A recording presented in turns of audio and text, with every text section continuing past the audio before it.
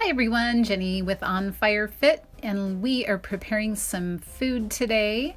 I am spiralizing a zucchini to make zoodles, and if you don't already do this, I know you're gonna love it. And it's pretty easy and a great low carb way to get more vegetables.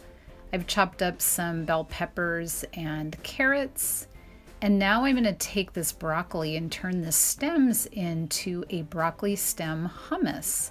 And I will link that recipe for you.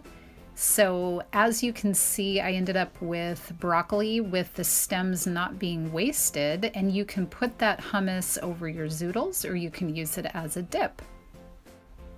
I love having food ready to go. I love it when it's healthy, and I love using all the different parts of the vegetable. I think it's so cool. So I would love to hear from you. How are you making your vegetables today? Take care and live on fire.